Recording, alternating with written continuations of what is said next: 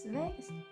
Plašajā tonālo krēmu klāstā ir iespējams apjukt. To veidi atšķirās ar finišu veidiem, ar sadzamības pakāpēm, kā arī kādam ādas tipam tie ir piemēroti. Šodien aplūkosim divus Lumene krēmus. Viens no tiem būs Lumene Blur un otrs Lumene Matte krēms. Kā arī šos te krēmus mēs salīdzināsim.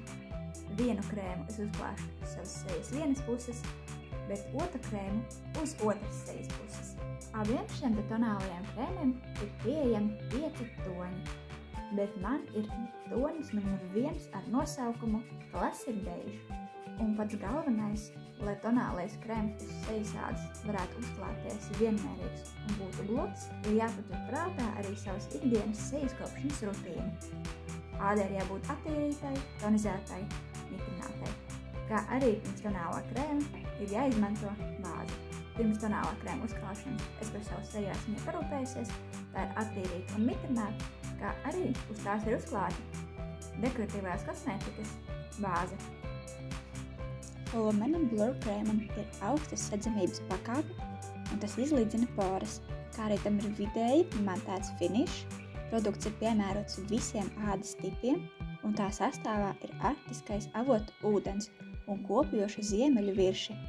Produkta aprakstā ir solīta 16 stundu noturība, kā arī forši ir tas, ka šiem krēmam ir saules aizsardzības faktors SPF 15. Lumene Matte ir ilgnoturīgs pilnas sadzamības matējošs tonālais krēms. Tas ir piemērots taukainai un kombinētai ādai.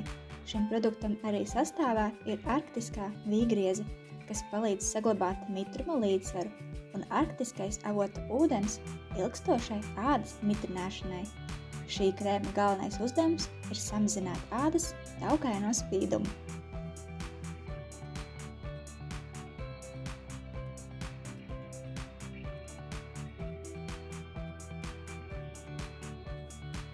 Ārpus kameras es uzliku konseileri, nopūderēju seju ar birstošo pūderi, izmantoju vaigu sārtumu, kā jau redzam, laineris, skropstu tuša, lūpu krāsas.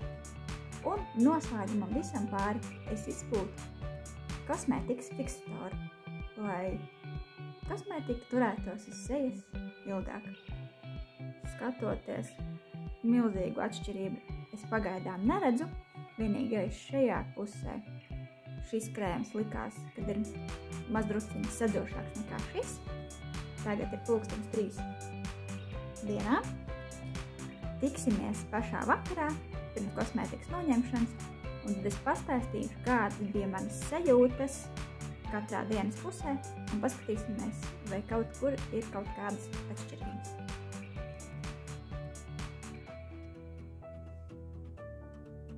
Tātad šajā sejas pusē mums bija matētais krēms, bet šī pusē bija Blur krēms. Sajūtu ziņā bija viegla, nebija smagnējas sajūtas, kā uzlikta maska. Matētā krēma pusē seja arī izskatās matēta, kā krēmam ir solīts. Šeit zem acīm produkts ir mazdrusciņš sagājis. Taču tas varētu būt no konseilera. Produkts abās pusēs, gan matētais, gan Blur, ir diezgan labi noturējies arī uz deguna. Raksti komentāru sadaļā, vai esi mēģinājis kādu no šiem tonālajiem krēmiem, Lumene Blur vai Lumene Matte.